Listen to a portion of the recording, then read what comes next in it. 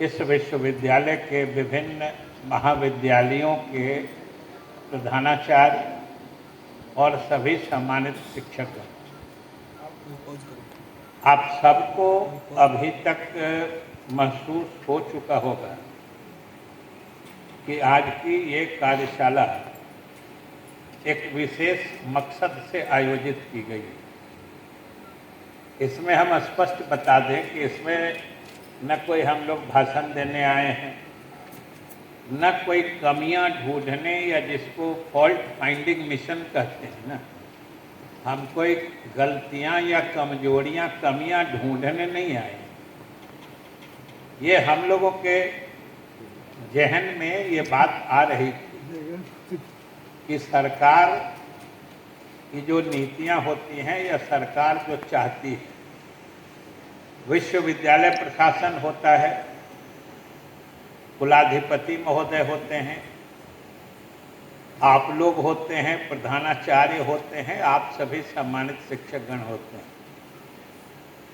एक चीज तो मान के चलिएगा और आपको भी महसूस होगा कि ये सारी व्यवस्था या ये सोपान जो है नीचे से ऊपर तक, इसका मकसद एक ही है और हम आप सब मिल के कैसा काम कर रहे हैं या क्या नतीजे उसके निकल रहे हैं, उसको देखने का बिंदु या अंतिम जो कहते हैं परिणाम बिंदु यानी डिलीवरी पॉइंट जो होता है, वो एक ही होता है कि हमारे महाविद्यालयों या विश्वविद्यालयों में कक्षाएं या शिक्षा जो दी जा रही है बच्चों को, उसकी क्या हालत है।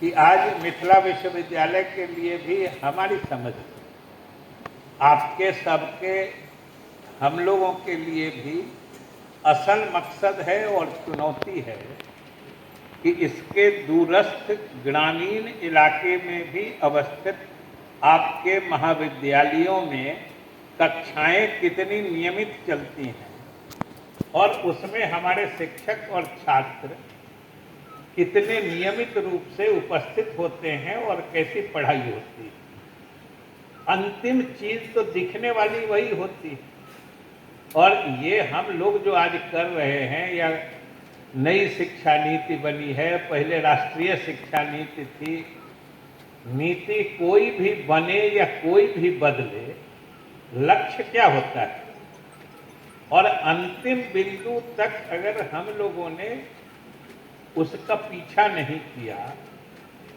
उसका अनुश्रवण नहीं किया, उसकी मॉनिटरिंग नहीं की, उसको देखा नहीं, तो फिर बीच की सारी गतिविधियां बेकार सी हो जाती हैं।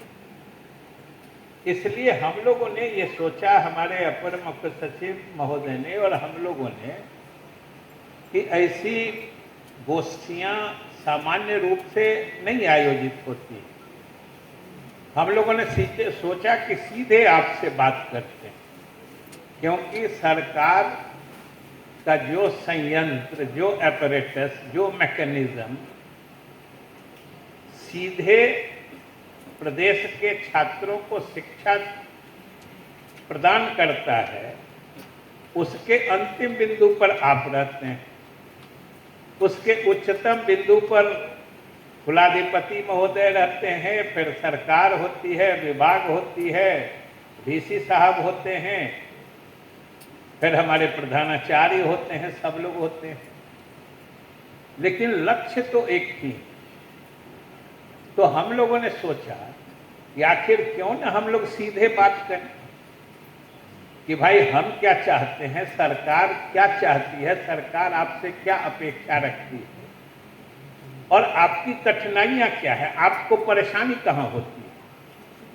जब तक आपकी परेशानी हम नहीं समझेंगे और उनको हम दूर नहीं करेंगे, हम ये बात समझते हैं कि तब तक हम भी अपने लक्ष्य को नहीं पा सकते हैं।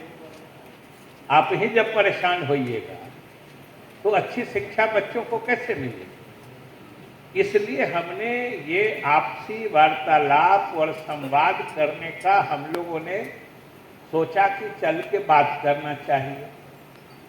हम लोग इसको कितना गंभीरता से करते हैं, इसका अंदाजा आपको आज के इस बैठक से लग रहा होगा कि आज समझिए कि आपके विश्वविद्यालय में पूरा शिक्षा विभाग यहाँ मौजूद है।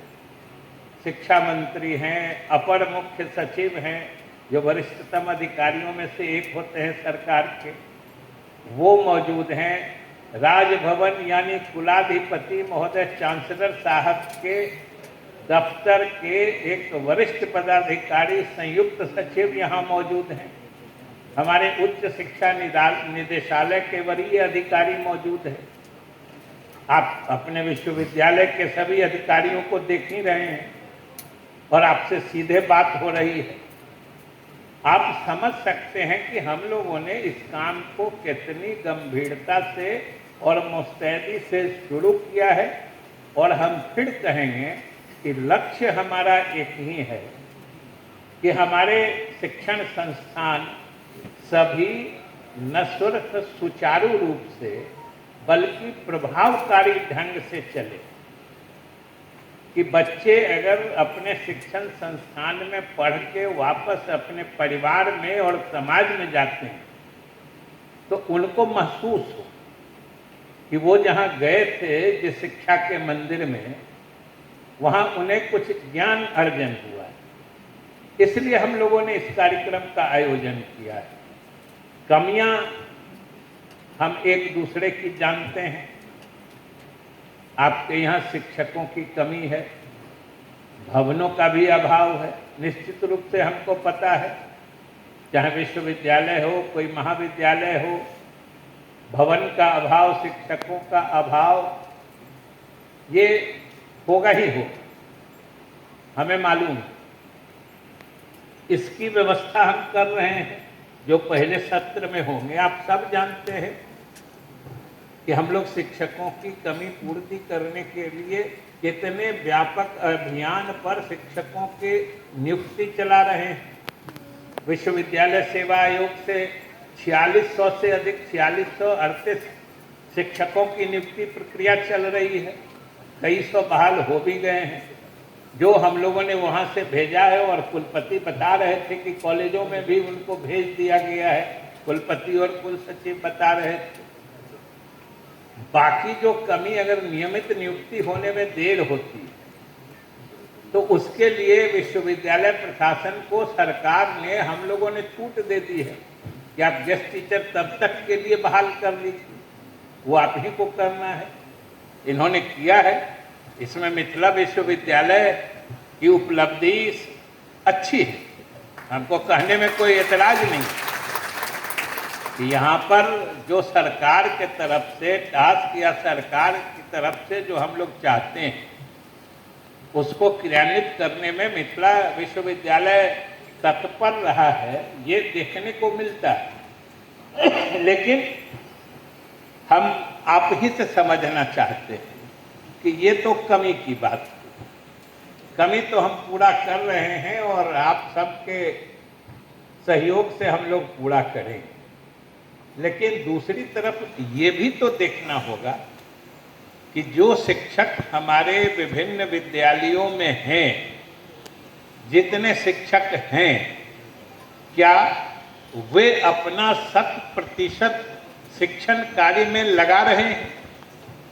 ये भी तो हमें देखना होगा कि अगर जितने शिक्षक हैं वो अगर अपना 100% शिक्षण में नहीं लगा रहे हैं तो आप सोचिए संख्या बढ़ा के क्या हो। ये तो माहौल बनाने की जरूरत है, क्योंकि हम तो आश्वस्त हैं। जो शिक्षक आखिर शिक्षक होता है, समाज में शिक्षकों की न सिर्फ बड़ी भूमिका होती है बल्कि एक उनका बड़ा ऊंचा स्थान होता है। कोई भी शिक्षक दिल से कोई कोताही करना नहीं चाहता है। कभी कभी माहौल का भी असर खराब हो जाता है। आपका दिल भले कुछ उल्टा नहीं भी करने का मन करे, लेकिन माहौल परिस्थितियां ऐसी बन जाती है